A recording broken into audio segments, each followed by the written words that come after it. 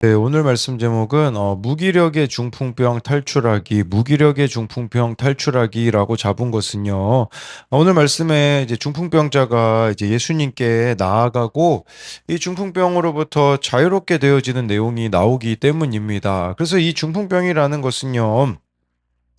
예, 우리가 이렇게 움직이지 못하는 것이라고 볼 수 있겠죠. 살아있지만 움직이지 못하는, 일어설 수 없는, 그러니까 이것이 지금 우리들에게는 무기력이 되어질 수 있지 않겠습니까? 이 무기력이 좀 더 심해지면 이제 우울증이 되어져서 아무것도 할 수 없는 그런 상태가 예, 오늘 말씀에 나온 중풍병이라고 할 수 있는데, 이것으로부터 어떻게 우리가 벗어날 수 있을지를 같이 나누겠습니다. 첫 번째로는요, 무기력에서 벗어나기 위해선 살리려는 믿음의 공동체가 필요합니다. 17절에요.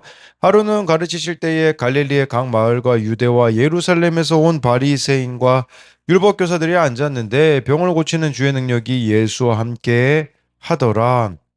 저는 이 17절을 보면서요.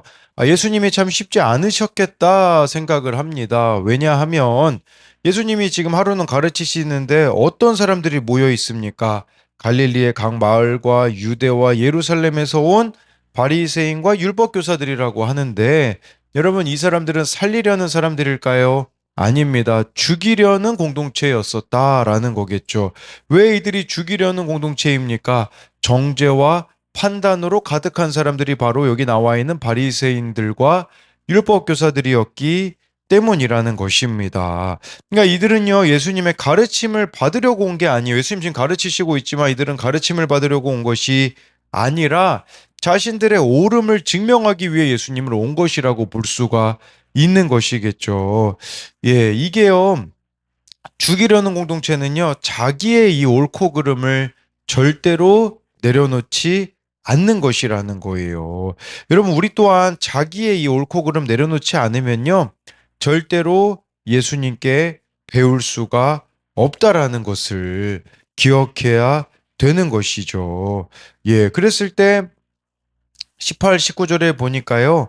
한 중풍병자를 사람들이 침상에 메고 와서 예수 앞에 들여 놓고자 하였으나 무리 때문에 메고 들어갈 길을 얻지 못한지라 지붕에 올라가 기와를 벗기고 병자를 침상째 무리 가운데로 예수 앞에 달아 내리니 이 17절에 죽이려는 모임과 다르게 살리려고 모인 자들이 있습니다. 거기 보니까 18절에요. 중풍병자는 움직일 수가 없잖아요. 그러니까 침상에 메고 예수님 앞에 들여놓고자 한 사람들이 있었다라는 거겠죠. 먼저 중풍병에 대해서 생각해 봐야 되는데 중풍병자는 무기력한 사람입니다. 분명히 목숨도 의식도 살아있지만 자기 힘으로는 움직일 수가 없는 거겠죠. 살았으나 말도 못하고 밥도 못 먹고 대소변도 다른 사람의 도움을 받아 처리합니다. 아무것도 할 수 없이 무기력해져서 사회적으로도 죽은 사람이라고 볼 수 있어요. 이런 사람은 남에게 불편을 끼치는 거죠. 우리 주변에도요, 무기력한 배우자, 무기력한 자녀, 무기력한 부모가 중풍병자처럼 하루 종일 침상에 누워 있을 수 있어요. 육체적으로는 살았지만 영적으로는 죽은 자가 되어 죄 앞에서 무기력하게 무너지는 나도 중풍병자일 수 있습니다. 이렇게 되어지면 예수님께 나아가기가 너무나 어렵습니다. 그렇지만 여러분 그 중풍병자를 불쌍히 여긴 자들이 있었습니다. 예수님께 데리고 가려는 자들이 있었다라는 거죠. 이들이 지금 우리들에게는 누구입니까? 바로 믿음의 공동체 사람들입니다. 예수님께 가는데요. 19절에 보니까요.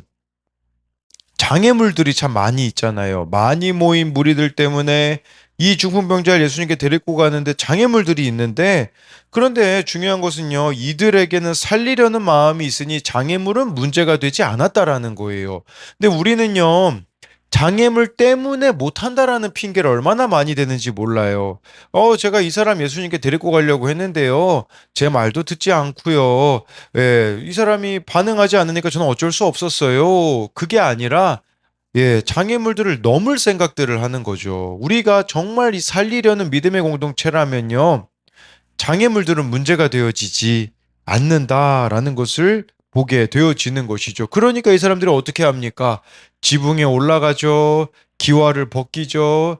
예수님께 달아내리죠. 이게 얼마나 번거롭습니까? 그런데 정말 이 사람을 살리려는 그 마음이 장애물들을 뛰어넘게 만들었다라는 거죠. 우리도 여기서 생각해 봐야 되는 것은 무엇이냐면 한 영혼을 살리려고 한다면 장애물은 더 이상 문제가 되지 않는다라는 거죠.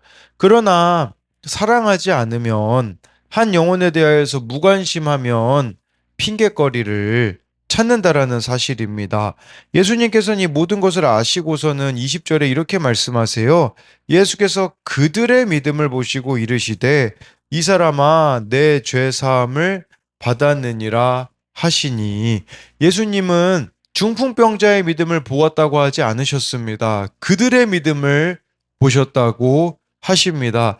한 영혼이 구원받기 위해 필요한 것은 그 사람의 믿음도 물론 필요하겠지만, 바로 믿음의 공동체의 사람들인 우리들의 믿음이 필요하다라는 것을 말씀해주고 있는 것이에요. 오랜 시간이 지나도 해결되지 않고 모두를 무기력하게 만드는 중풍 같은 문제가 있을 수 있어요. 그것을 치유하기 위해서는 공동체가 수고를 해주어야 합니다. 공동체의 돌봄과 사랑이 필요하다라는 것을 기억해야 되는 것이겠죠. 그래서 이것에 대한 두 가지 적용 질문은요. 내 힘으로 해결할 수 없는 중풍병과 같은 문제를 믿음의 공동체에서 나누고 있습니까? 또 한 가지는요. 가정과 교회와 직장에서 중풍병자처럼 불편을 끼치는 존재, 골치 아픈 존재가 있습니까? 그것을 치유하기 위해 공동체 안에서 사랑으로 인도하여서 주님을 감탄시키는 그들의 믿음이 되고 있습니까? 두 번째로는요, 무기력에서 벗어나기 위해선 죄사함을 받아야 합니다. 20절 말씀을 보면요. 예수께서 그들의 믿음을 보시고 이르시되 이 사람아 내 죄사함을 받았느니라 하시니 이 뒷부분에 내 죄사함을 받았느니라 하시니 이 부분을 나누려고 하는데요. 예수님께서는 중풍병자에게 죄사함을 받았다고 하셨습니다. 이것이 의미하는 게 무엇이겠습니까? 병 고침 받기 이전에 죄의 문제를 치유함을 받아야 된다라는 뜻이에요. 문제 해결을 받기 이전에 죄의 문제가 해결되어져야 된다라는 것을 말씀해주고 있어요. 여러분, 예수님은 이 땅에 오신 것이요 문제 해결하기 위해서 오시지 않았습니다. 예수님은요 죄 사함을 죄 사함에 초점이 있었잖아요. 죄의 문제를 해결하기 위해서 십자가를 지러 예수님이 이 땅에 오셨다라는 거겠죠. 그러니까요. 우리에게 정말 필요한 것은 이 죄사함의 은혜거든요. 예수님께 병 고침 받은 사람이 성경에 보면 많이 있어요. 그런데요, 놀랍게도 병 고침만 받은 사람이 있는가 하면 병 고침과 동시에 죄사함, 즉 구원을 받은 자들이 있습니다. 예수님께서 죄사함을 받았다라고 하시는 것은 우리는 예수님을 문제 해결사로만 보고 싶어 하는 경향이 있습니다. 그저 내 인생의 걸림돌들, 질병, 고통, 장애만 제거해 주셨으면 하는 것이겠죠. 그런데 예수님은 내가 구원받기를 원하신다라는 것이에요. 내 죄사함을 받아내라고 말씀하신 것은 내가 너에게 원하는 것은 구원이다라고 말씀하시는 것과 동일하다라는 것이겠죠. 그렇기에 여러분 이 죄에 대한 부분 우리가 생각할 때 김영재 목사님이 많이 하시는 말씀 중에 하나가 제가 가지고 와봤는데 사마귀의 교부들에 대해서 많이 이야기하시잖아요. 사마귀의 교부들은요 자기 죄를 아는 사람은 죽은 자를 일으키는 사람보다 위대하고 자기 죄를 위해 한 시간을 진실로 울부짖는 사람은 온 세상을 가르치는 자보다 더 위대하다라고 이렇게 말했다고 하지 않습니까? 정말 이 죄사함의 그 은혜를 아는 자가 얼마나 큰 능력을 가진 자인지 우리들에게 가르쳐 주는 것이 아니겠습니까? 또 이 예수님이 죄사함을 받았느니라고 중풍병자에게 하신 것을 통해서 우리가 한 가지 더 생각해 볼 수 있는 게 있는데요. 그건 뭐냐면 중풍병자가요, 외적으로 중풍병을 치유받는다라고 해도요, 내적으로 해결되지 않는 문제가 있다면 그것은 결코 자유한 것이 아닙니다. 이 중풍병자가 지금까지 살아오면서 내적으로 받은 상처가 무엇이겠습니까? 유대인들이요, 누군가가 병에 걸렸을 때요, 기본적으로 그 병들이 있잖아요. 죄의 결과로 보았다고 하더라고요. 그러니까 이 유대인들이 이 중풍병자에게 아마 뭐라고 많이 이야기했을까요? 아마 이런 말을 많이 했을 겁니다. 저 사람은 무슨 죄를 저렇게 지었기에 중풍병까지 걸렸을까? 이런 생각을 했을 것이겠죠. 그럼 중풍병자는 그 이야기를 많이 듣고 자라왔기 때문에 아마 이런 생각을 했을 거죠. 예. 내가 무슨 죄를 지어서 난 이렇게 중풍병까지 걸렸을까? 지금 예수님은 그 내면의 문제까지, 그 문제를 지금 다루고 계시는 거겠죠. 그것이, 예, 단순히 죄의 결과가 아니라는 것을 말씀하시는 거겠죠. 21절부터 23절에 보면요. 서기관과 바리새인들이 생각하여 이르되 이 신성모독하는 자가 누구냐? 오직 하나님 외에 누가 능히 죄를 사하겠느냐? 예수께서 그 생각을 하시고 대답하여 이르시되 너희 마음에 무슨 생각을 하느냐? 내 죄사함을 받았느니라 하는 말과 일어나 걸어가라 하는 말이 어느 것이 쉽겠느냐? 예, 21절에요. 죄사함을 한 번도 경험해 본 적이 없는 서기관과 바리새인들은요. 죄 이야기만 하면 발끈합니다. 우리 그렇지 않습니까? 여러분, 서기관 바리새인들 말씀을 얼마나 많이 알았겠습니까? 그런데 우리가요, 내 죄를 보는 말씀 묵상하자면 서기관과 바리새인처럼 발끈하는 사람들이 있어요. 왜 그런 줄 아세요? 이 사람들은요, 자신들이 죄인임을 깨달은 적이 없기 때문이거든요. 예, 여러분, 이게 가장 큰 교만이에요. 가장 큰 교만은 자기 죄를 못 보는 것입니다. 자기 죄를 못 보는 사람에게 나타나는 특징이 바로 정죄와 판단이며 성경을요, 지식적으로만 보는 것이에요. 남의 이야기로만 여기는 것이 바로, 예, 이렇게 교만이라고 할 수 있겠죠. 근데 그러면서 예수님 이 사람들이 속으로 신성모독한다 이렇게 생각을 했던 거죠. 예수님을 지금 기본적으로 무시하고 있는 거예요. 왜냐하면 예수님의 겉모습을 보면 자신들에 비해 너무 형편없기 때문에 무시하는 거죠. 예수님이 그 생각을 22절에 아셨대요. 너희 마음에 무슨 생각을 하느냐라고 하는데 마태복음에 이제 마태복음 9장에 보면요. 이게 평행 본문이 나오거든요. 9장 4절에는요. 악한 생각을 하느냐라고 나와 있어요. 악한 생각. 그러니까 이 서기관과 바리새인들이 악한 생각을 가지고 있었죠. 이 악한 생각이 어떤 생각이겠습니까? 여러분 우리가 악한 생각이라고 생각하면 뭐 끔찍한 생각 여러 가지라고 생각하는데요. 여러분 악한 생각은요. 내 생각입니다. 이걸 아셔야 돼요.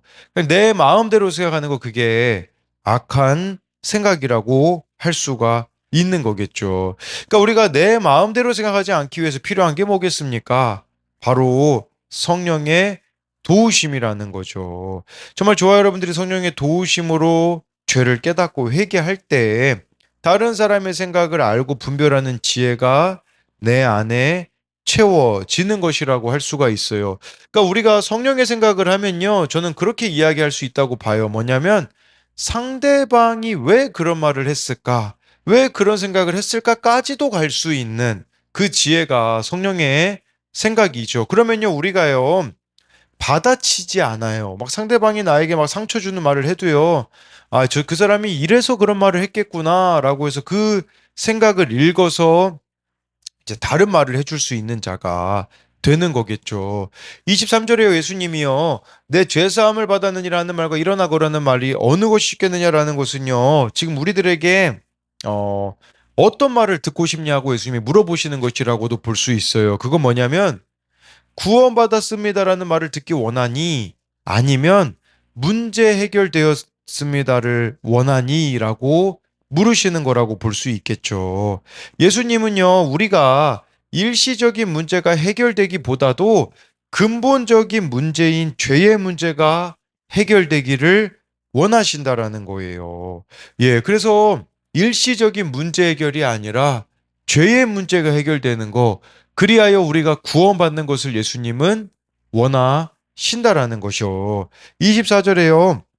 그러나 인자가 땅에서 죄를 사하는 권세가 있는 줄을 너희로 알게 하리라 하시고 중문병자에게 말씀하시되 내가 내게 이르노니 일어나 내 침상을 가지고 집으로 가라 하시매, 예수님이요 이 중문병자에게 죄사함을 받으라고 하시고 집으로 가라고 하셨습니다. 이것이 의미하는 게 무엇이겠습니까? 얼마나 이 중풍병을 통해서 가족들을 불편하게 했고 괴롭혔겠습니까? 그동안 수고한 가족에게 가라는 거예요. 이제는 우리가 죄사함을 받았으면요, 사회로 돌아가서 공동체에서 자기 역할을 다 하라는 것이에요. 그냥 가라고 하지 않으셨어요. 침상을 가지고 가라고 하셨거든요. 이 침상이 무엇이겠습니까? 저와 여러분들의 연약하고 부끄러운 침상이라고 볼 수 있겠죠. 이 침상을 들고 다니면서 내가 이런 죄인이었다, 예수님으로 인하여서 죄사함을 받았다라고 증거하라는 것이에요. 예, 내가 살아난 이야기를 이렇게 나눌 때 하나님의 영광은 전해집니다. 주께서 내 죄를 사하신 이를 간증할 때 많은 사람이 하나님께 영광 돌리게 된다라는 거겠죠. 그러니까 저와 여러분들이 정말 그 무기력함에 사로잡혔던 그 침상, 연약함의 침상, 부끄러움의 그 침상을 가지고 이제는 간증하라고, 다른 사람을 살리는 자가 되라고 우리들에게 말씀해주고 있는 것이겠죠. 정말 다른 사람을 변화시키는데요. 내가 예수 믿어서 복 받았습니다, 성공했습니다. 여러분, 그것은요, 통하지 않는 사람들이 있거든요. 근데 모두에게 통하는 게 무엇이 있겠습니까? 죄의 고백하시면 되는 거죠. 모든 사람이 다 죄인이기 때문에 내가 정말 죄에 무너졌던 것들을 가지고 이야기하면요, 그 어떤 인생이라도 공감할 수 있고 또 예수님께로 인도할 수 있다라는 거. 그래서 오늘 말씀을 통해서 죄사함의 권세가 가장 큰 권세라는 것. 왜냐하면 그것만이 우리가 천국에 들어갈 수 있는 유일한 열쇠이기 때문입니다. 그래서 이것에 대한 두 가지 적용 질문은요. 내가 가장 갈망하는 복은 무엇입니까? 세상의 그 어떤 복보다 죄사함을 받는 것을 최고의 복으로 여깁니까? 나는 문제 해결을 원합니까? 영원히 죄사함을 받기 원합니까? 또 한 가지는요, 오늘 내가 가족이나 이웃에게 나눌 나의 죄와 수치, 연약함의 침상은 무엇입니까? 기도하겠습니다. 살아계신 하나님, 오늘 말씀에 죽이려는 모임과 살리려는 모임이 나옵니다. 죽이려는 모임은 바리새인들과 율법교사들입니다. 이들은 어떻게 살릴지를 고민하는 게 아니라 자기 생각으로 꽉 차 있고 자기의 오름으로 꽉 차 있기 때문에 정말 이렇게 사람들을 살리기보다 정죄와 판단하고 있는 모습이 나옵니다. 우리도 그러합니다. 누군가의 죄가 드러났을 때 정죄하고 판단하는 것은 너무나 쉽습니다. 근데 그 길을 걸어가는 것이 아니라 정말 이 중풍병자를 메고 예수님께 데리고 가려고 했던 이 사람들의 모습이 우리들에게 있기 원합니다.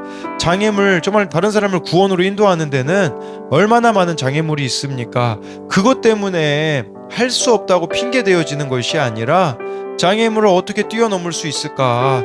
어떻게 이 사람을 구원으로 인도할 수 있을까? 정말 그것을 고민하며 손과 발이 가는 적용을 할 수 있는 우리들이 되게 하여 주옵소서. 예수님이 우리들에게 원하시는 것은 죄사함이라고 합니다.